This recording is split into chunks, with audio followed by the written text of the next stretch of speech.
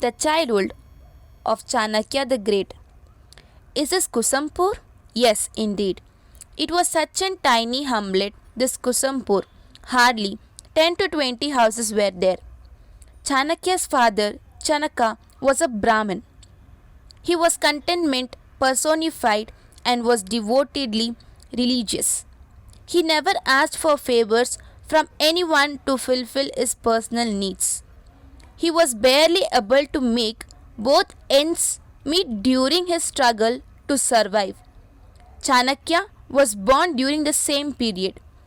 It was as if some stone of burden shifted slightly and a tiny ray of light like hope crept through the darkness, illuminating the entire hut. Channi and his wife were overjoyed to see his son.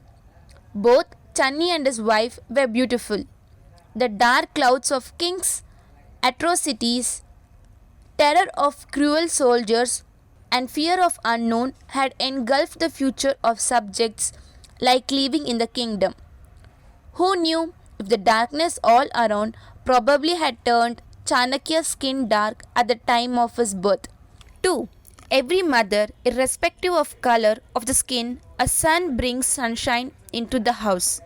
In that atmosphere of joy and celebration, when Channi called the saints and astrologers to tell him about the future of his son, the poor Brahmin was overjoyed when he heard what they told. His hopes soared.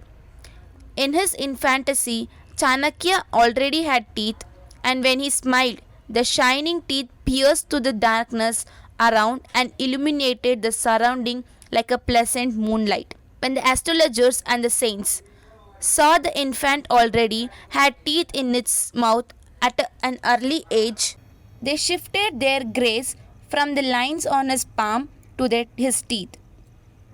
His broad forehead, curved eyebrows, flashing of his nostril at the time of taking breath, and on the above, his face was reflecting undeclared stress. It all felt like as if a sculpturing the future. And the child was looking at the astrologers with amazement writ large on his face by sitting in the lap of his mother, carefully and unaware of all his signs. Making childlike gestures with his tiny hands, he probably saying, "My future lies not only in the line of my palm, but in the thoughts arising in my brain." Internally, the astrologers were disturbed with this. They were aware that the poor Brahmin was being hospitable to them. How would he came to know about strange and unknown circumstances going to face? In spite of all these, when Channi asked too much about the future of his child, the astrologers told, "Dear Brahmin, the line on your child's palm and his horoscope predict that your son would grow up to be owner of a very big kingdom. And the teeth in his mouth from his birth time is a rare phenomena and occurs probably once in many hundred years in a lucky household. Happiness and comfort would be his constant companion. Prosperity would be at his feet. He would become a king. Channi, he would be as famous as Yugapurush." Channi's heart was filled with fear. He was not happy, even for a moment, to hear the prediction of the astrologers that his son would be grown up to be a king. Rather, he started worrying about Nath. The king, if he would get a clue about this, he would surely not let him to be alive. He wondered if his son would see the sun of the next day. After the astrologers left, he rushed inside the house, snatched the kid away from his mother, caught hold and picked up a stone, which was lying nearby, and broke the teeth of his child. Sitting beneath the banyan tree, Chanakya was reminiscing into his past when his hand inadvertently went towards his mouth. All his teeth were intact except the one which was broken by his father out of his love for his son. A gap was formed. The wheezing air could pass through that gap without any hindrance. Chanakya blurted out inadvertently, "Kudos, my father." Yes, the father had probably thought that if he broke the two teeth of his birth time, he could probably succeed in proving the astrologers wrong. Then he could probably live the life of an ordinary citizen. Since Nath had insisted such a fear in his mind that the father could not think of his son becoming the king. But who can avoid the events of occurring in the future? After a year or so, the same saints, astrologers, when reached Kusampur again, remembered the hospitality of Channi. They stopped at Channi's hut, but Channi was not at home. Chanakya, as a name given by his father, came crawling outside. When they saw the child, they were amazed. Hey, what happened to his teeth? Did it break it on its own? While they were thinking about the child, Channi arrived there. His wife was inside the hut, but the child was playing on the lap of the saints. Hey Brahmin, what happened to his teeth?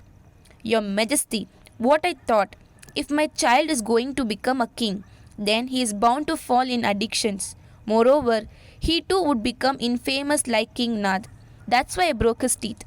Respected sir, I thought that when he grows up, he is bound to fall a prey to addictions and spoil himself. One day, he too would be unfortunate and infamous like Nath. Thinking of all this, I broke his teeth. How stupid are you, Brahmin? If destiny has been written all these, and the grown teeth also have shown the same signal, then do you think that the breaking them can change his destiny? Hey, you are just talking of his becoming merely a king, but he would not only become a king, but he would become a king of kings, a kingmaker. He would become the greatest reformer who would free this Aryavart from the terror. He would establish a culture so unique that everyone would respect it. He would become world famous and will be known as most prominent reformer. What an idiot you are, Channi. You broke his teeth and spoiled his look, but you can't change anything of his future. You can't even change a single detail, you illiterate. A father is just a means of giving birth to an offspring. The child grows in the mother's womb. She nurtures the baby with her blood, warmth, life, energy, and oxygen. Did you ask your wife before breaking his teeth? The first person who have right on it is your wife, and the offspring is next.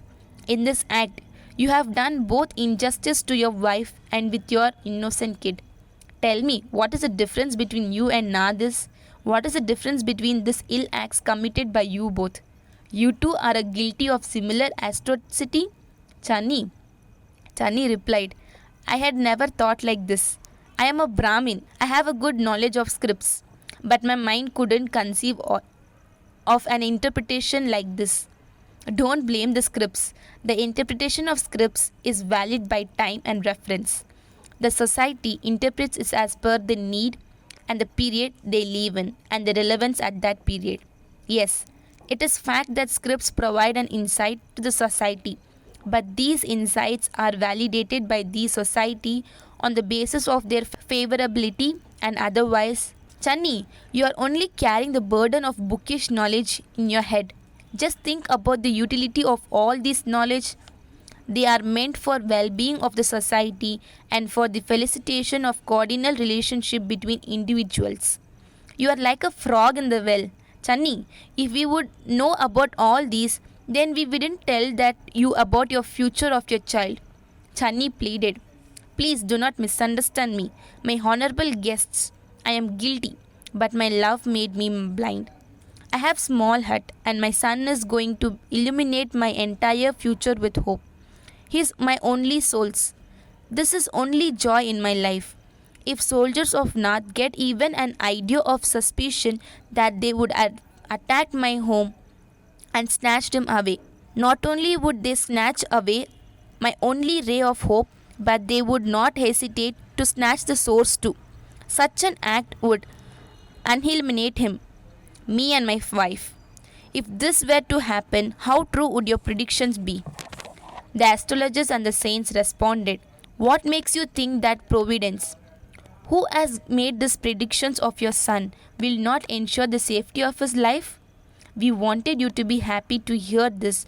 He was an infant then. We had predicted that he would be an emperor when he grows up. Not only would become the king, he would also become a great scholar. He will provide orderliness and administration to the society. He will establish emperorly governance in the entire Aryavat. You may not live to see this magnificent success. The child would shake the roots of an aligned power by merely snapping off his little finger. Therefore, don't worry about your child. Be worry free. Nobody can harm him. This germ, who is born to the courageous mother, will bring fame not only to his family but to the entire Aryavat and to the entire world. Channi was sitting with bowed head before them. The small child, Chanakya, was hearing these bits and pieces of the conversation. He was not able to comprehend all of what was being said, as his brain had not yet fully developed. He tugged at the pallu of his mother's sari, like as he was asking, Mother, what are they saying? The saints went back to their destination, and Channi got busy in the bringing up his child. But when he grew up, then his father was worrying about making an arrangement for his education.